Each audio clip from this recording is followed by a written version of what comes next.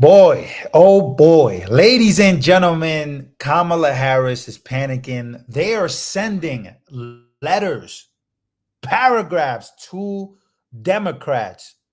And I don't know, maybe we got Democrats in the chat, but there's letters being sent panicking about Elon Musk interview. We're going to be going through that letter. But before that, before the Elon interview even started, just hours, and I mean like 10 hours before, the European Union was threatening Elon Musk to make sure he censors this. To then, before the interview starts, all out of nowhere, there was an attack. Allegedly, people are saying he said, basically, let's go through what he said here. Breaking news: Elon Musk just announced that he will be shaving off mass majority of his concurrent listeners during the interview, though he didn't have to. But basically, they tested out the systems with 8 million concurrent listeners, and all of a sudden, there was an attack on his server, on his system, and on X. This interview, if you guys saw it, please let me know. But this was crazy. So let's go to the letter here. The letter that's going viral that was sent. This is crazy, guys. Get ready for this. So before, like, once again, there was literally a server attack on X, literally for like 25 minutes, where we really couldn't figure out what was going on. Happening right now, Kamala Harris campaign is freaking out over Elon Musk's face with Donald Trump and requesting more money. They're requesting more money from donors via email. This comes a day after the Harris campaign claimed that Trump was scared of her, right? So let's look at this email. Wild email from the Harris and Walz campaign. They say right now, this is trending #1 too, as well as the interview on X. Right now, Elon Musk is interviewing Donald Trump live on Twitter. We're not calling it X. So the letter starts off with the fact that they are not calling it X. Parentheses, we're not going to call it X. It's not enough that Musk has pledged to donate millions of dollars to help re-elect Trump. He's using his purchase platform, one of the largest social media sites in the world, to spread Trump's unhinged and hateful agenda to millions of users. This is coming from Harris and Walz campaign. If that's all you need to hear, chip in now for $25 to help Kamala and Tim Walz have the resources to respond to their lies. But I thought you guys were doing great on money. I thought you guys were killing it. $130 million in 1 month, $25 million in 1 day. Guess not. I don't know. But they say in this letter, she says, otherwise, let us remind you why this is a big deal. Watch this. Watch what they tried to say. The richest person in the world is a lackey for Team MAGA. Ladies and gentlemen, watch what they try to insinuate here. Make sure to smash the like button, ladies and gentlemen. Musk already ruined Twitter by allowing hate speech and disinformation to flood the platform. Now, Musk is using his vast fortune and broad reach to try and control our democracy. Oh my God, they're saying Elon Musk is controlling democracy. By the way, they offered her. Multiple reports are saying, and Elon didn't say this himself, so I can't really confirm this, but multiple reports are saying that Kamala was given the opportunity to do this as well. Though I think she wouldn't have done this. I don't think she would do this. There was confirmed reports, if I'm not mistaken, but there were confirmed reports that when Biden was running, that Biden also got an opportunity, but he declined. So they're saying that they declined. So it's crazy because they literally saying Musk already ruined Twitter by allowing hate speech and disinformation to flood the platform. Now Musk is using his vast fortune and broad reach to try and control our democracy. Where in the effing world did you guys hear during this conversation about controlling democracy or controlling anything coming out? This is crazy. In fact, this is what they were talking about. Let's go to what they were talking about here. This is why they're panicking, because Elon Musk gives Trump this compliment. Let's take a listen. You know, you, instead of shying away from things, instead of ducking down, you were pumping your fist in the air and saying, fight, fight, fight. And I think that's, I mean, you know, the president of the United States represents America. And I think that is America. That is strength under fire.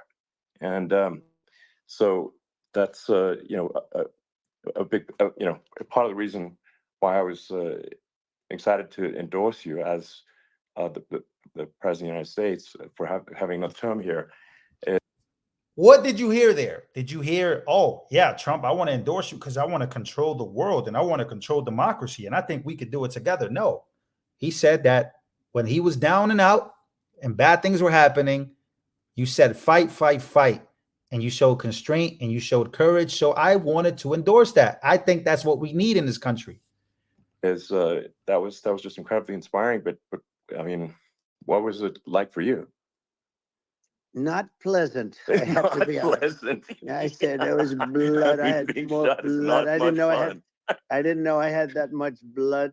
The doctors later told me that the ear is a place that is a very bloody place if you're going to get hit. But in this case, it was probably the best alternative you could even think about because it went at the right angle. And, you know, it was a hard hit. It was very, I guess you would say surreal, but it wasn't surreal. You know, I was telling somebody you have instances like this or like a lot less than this where you feel it's a surreal situation. And I never felt that way. I knew immediately that it was a bullet. I knew immediately that it was at the ear. Yeah. And because it, you know, it hit very hard, but hit the ear.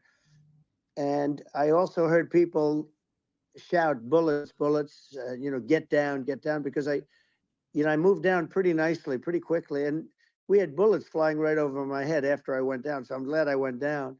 The bigger miracle was that I was looking in the exact direction of the shooter. And so it hit me at an angle that was far less destructive than any other angle. So that was the miracle. That was, for those people that don't believe in God, I think we got to all start thinking about that. You have to start believing in God. To, you know, I'm a believer. Now I'm more of a believer, I think, in a lot. Wow. I'm more of a believer in God. So that's what they were talking about. That's what they were talking about. In fact, even Trump was even having a funny moment here. Let's take a listen to this. Make sure you guys can hear the audio here. Biden actually did something that was impossible. Both sides hate him, you know, both sides. Yeah. That was a hard thing to do, unification. Yeah, no, I mean. So that was one of those moments. Here's another moment here. So let's play this one right here. Yes, if we could just record that conversation and post it, it would have been excellent. And I hope we can have something like that today. Well, I think we will. I'm pretty sure we will. And congratulations, because I see you broke every record in the book with so many millions of people. And it's an honor. We view that as an honor. That's what the conversation was pretty much about. That's what the conversation was about. But yet you have Democrats losing their mind. But a lot of people are saying that Elon Musk exposed something to the world, to millions of people listening. And by the way, we're going to look at the real number here of what's actually going on. But a lot of people are saying that this was the moment that Kamala decided to write this letter. Take a listen. A critical juncture for the country. You know, I think a lot of people thought, you know, the Biden administration would be a moderate administration, but it's not. And obviously, we're just going to see an even further left administration with Kamala. That's my honest opinion. I mean, her dad is literally. I mean, she was brought up as an actual. Her dad is a Marxist economist. You can Google it. I mean, it's not a. Her dad is a Marxist economist. Yeah, I don't think they're gonna like that. So once again, Kamala Harris sends an email, vast email, panicking. Make sure to donate, and even insinuates that Elon Musk is trying to control democracy. That is a wild statement, especially when you probably have an opportunity to also do this same type of interview. It just takes one tweet. Crazy. So look, these are the reports right here. Reports, breaking reports now indicate Kamala Harris received the same invite Trump did for X, and she refused. And then refuses and then blames Elon Musk for everything. It's not enough that Musk has pledged to donate millions of dollars to help re-elect Donald Trump. He's using his purchased platform, one of the largest social media sites in the world, to spread Trump's unhinged and hateful agenda to millions of users. If that's all you need to hear, chip in $25 now to help Kamala and Tim have the resources to respond to their lies. Yeah. Was Trump's message harmful and just a question, but was Trump's message harmful and hateful? Just a question. Here's a friend of the show here. It says Democrats' entire campaign revolves around dehumanizing Trump. So anytime Trump gets let me read this again. I'm having a Joe Biden moment. Anytime Trump gets to have direct access to people, notice how they all lose their shenanigans. It's actually hilarious to watch now, from the protests towards the NABJ event with the black journalist to the European Commission sending an open letter to Elon. I got to share this because anytime Trump is about to have a human experience and a human moment, they all freak out and they try to stop it. Why? Right? They sent an open letter to Elon trying to stop the interview, to reporters asking the Biden-Harris administration to intervene, witnessing a live DDoS attack to try to prevent spaces with Elon the spaces from Elon and Trump from happening.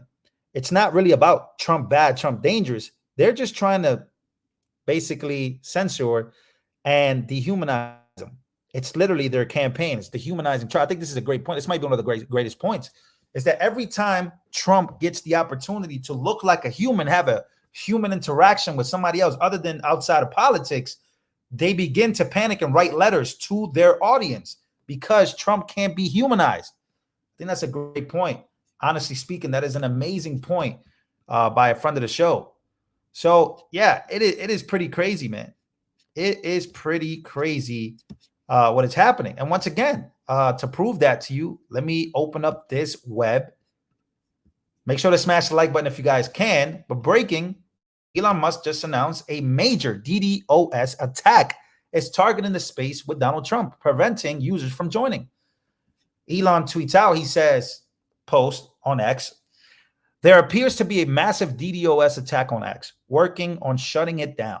Worst case, we will proceed with a smaller number of live listeners and post the conversation later. Thank God that didn't happen. But yeah, what do you guys think about this letter? If Trump sent a letter like that, man, a lot of people would be turned off. I promise you, a lot of people would be like, oh my God, why is he doing that? Why is he doing that? But it's pretty crazy. Pretty insane. Oh, wow. Look at this. Look at this. I just saw this. Kamala Harris declines Time Magazine interview as she continues to avoid the press.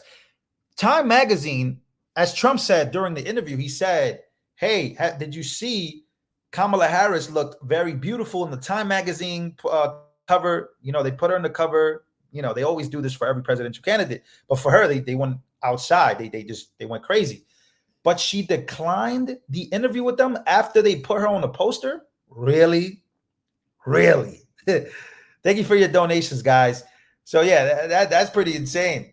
Like, she literally declined it right after they were like, yo, you know what? We're going to promote you. Can you do an interview with us? And she says no. All right.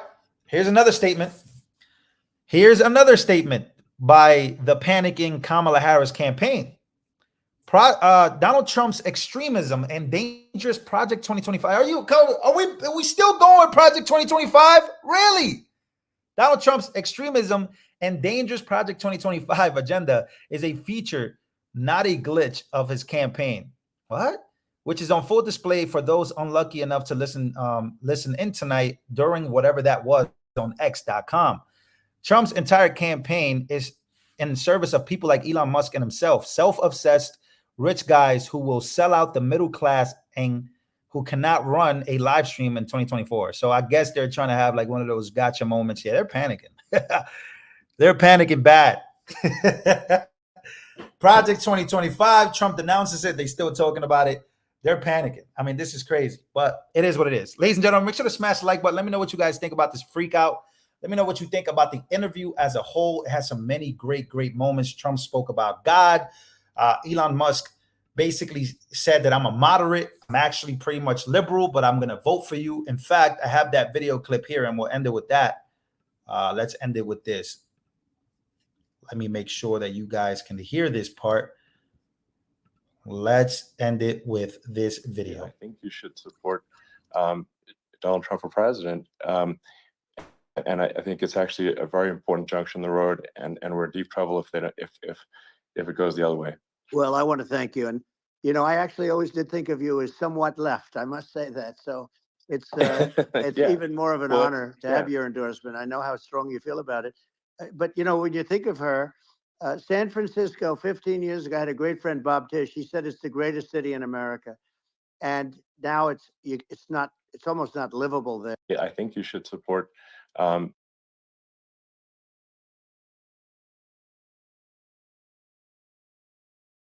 Moderates and leftists will be supporting Trump in 2024. Some will, some will not. Let me know what you think overall, guys. I'll see you guys on the next one.